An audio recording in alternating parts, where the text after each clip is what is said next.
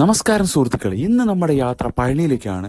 മിയക്കുട്ടിക്ക് മുട്ടയിടാൻ പോവുകയാണ്. അപ്പോൾ കാലയിൽ 7 മണിയിൽ നമ്മൾ ഒറ്റപ്പാലത്ത് നിന്ന് സ്റ്റാർട്ട് ചെയ്തു. തമിഴ് വരുന്നത് കൊണ്ട് ഒന്നും വിചാരിക്കരുത്, നമ്മൾ തമിഴ്നാട്ടിലേക്ക് പോകണ്.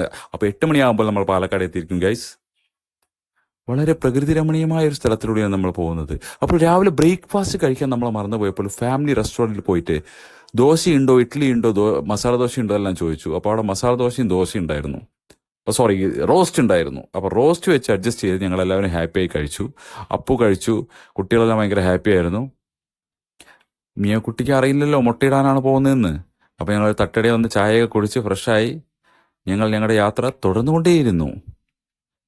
അപ്പോൾ പോയി നമ്മൾ ഏകദേശം കൊയിനാമ്പാറ കടന്നു. കൊയിനാമ്പാറ നല്ല ബ്യൂട്ടിഫുൾ സ്ഥലമാണ്. നമ്മൾ സാധാരണ കേട്ടിട്ടേ ഉള്ളൂ അവിടെ ഭയങ്കര ചൂടാണെന്ന്. ബട്ട് അവിടെ നല്ല പ്രകൃതിരമണീയമായ സ്ഥലം തന്നെയായിരുന്നു.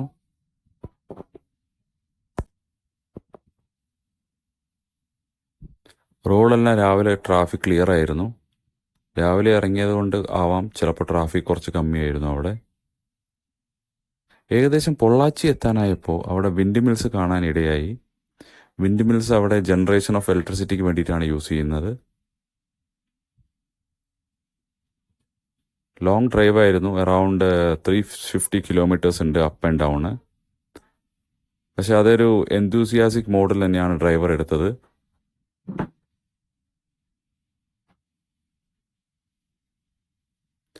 നല്ലൊരു കണ്ണിൽ വിസ്മയിക്കുന്ന വിഷ്വൽസ് ആണ് കണ്ടുകൊണ്ടിരുന്നത്. പൊള്ളാച്ചി ആസ് യൂഷ്വൽ ഒരു ഷൂട്ടിംഗ് സ്പോട്ടാണ്. സിനിമാക്കാരുടെ ഫേവറേറ്റ് സ്ഥലമാണ്.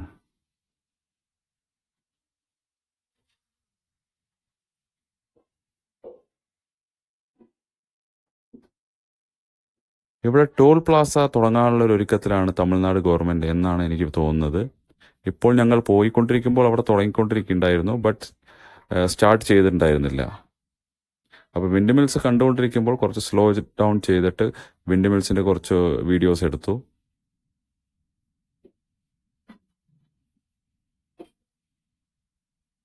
അപ്പു ആയിരുന്നു വീഡിയോഗ്രാഫർ, കാരണം ഞാൻ ഡ്രൈവ് ചെയ്തുകൊണ്ടിരിക്കുകയായിരുന്നു.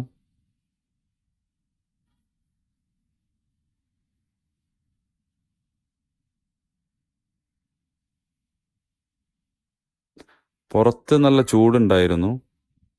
അകത്ത് എ സി ഇട്ട കാരണമായിരിക്കാം ചിലപ്പോൾ ചൂട് അറിയാതിരിക്കുന്നത്. ദൂരെ നിന്ന് നോക്കിയപ്പോൾ അവിടെ പഴനിമല കാണാൻ തുടങ്ങിക്കഴിഞ്ഞു. നമ്മൾ അടുക്കുംതോറും മലന്റെ ഹൈറ്റ് കൂടിക്കൊണ്ടേയിരുന്നു. ഏകദേശം നമുക്ക് മനസ്സിലായി പഴനി 11 മണിക്ക് എത്തി ഗൈസ്. അവിടെ എത്തി ദേവസ്വത്തിൻ്റെ ഒരു ലോഡ്ജ് ഉണ്ടായിരുന്നു. അവിടെ ഞങ്ങൾ കാറെല്ലാം പാർക്ക് ചെയ്തൊന്ന് ഫ്രഷപ്പ് ഒക്കെ എല്ലാം ആയി. ദേവസ്വത്തിൻ്റെ മുട്ടയിടുന്ന സ്ഥലം എവിടെയാണെന്ന് അന്വേഷിച്ച് പോയി. സാധനങ്ങൾ മാക്സിമം കാറിൽ തന്നെ വെച്ചു. 2 കാറിലാണ് പോയിട്ടുണ്ടായിരുന്നത്. അപ്പോൾ ഭയങ്കര ഹാപ്പിയാണ്, തുള്ളിച്ചാടുണ്ടായിരുന്നു. അപ്പം ഞാനും ഒന്ന് സ്റ്റൈലായി ഒന്ന് പോസ് ചെയ്തു. അപ്പോൾ മുട്ടയടിക്കുന്ന സ്ഥലത്തെത്തി. അപ്പം മിയക്കുട്ടി കിടക്കണ്ടായിരുന്നു.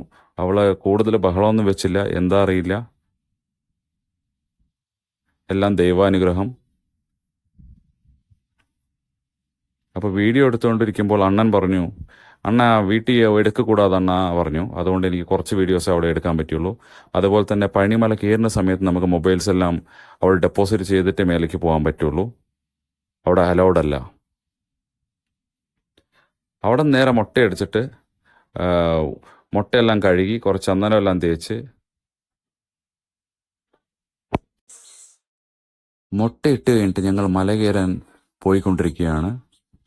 അപ്പോൾ അവിടെ നിന്ന് ചെരുപ്പും നമ്മൾ അവിടെ ഡെപ്പോസിറ്റ് ചെയ്യണം, മൊബൈൽസും ഡെപ്പോസിറ്റ് ചെയ്യണം. നമുക്ക് ക്യാരി ബാഗ്സ് എന്തെങ്കിലും ഉണ്ടെങ്കിൽ ചെറിയ ബാഗ്സ് എടുത്ത് നമുക്ക് മല കയറാം. അവിടെ ഭയങ്കര ചൂടുണ്ടായിരുന്നു, കാലെല്ലാം പൊള്ളുണ്ടായിരുന്നു. പിന്നെ മുരുകന ഭഗവാനെ കാണാനല്ലേ, അപ്പോൾ അതൊരു എന്ത്യൂസിയാസത്തിൽ അങ്ങോട്ട് പോയി. പിന്നെ പോണ വഴിക്ക് ഗണപതി ഭഗവാനെ ഒന്ന് തൊഴുതിയിട്ട് കയറാമെന്ന് വിചാരിച്ചു. അവിടെ നിന്ന് 2 ഫോട്ടോ എടുത്ത് ഒരു വീഡിയോ എടുത്ത് ഞങ്ങൾ മുന്നോട്ട് നയിച്ചുകൊണ്ടേയിരുന്നു.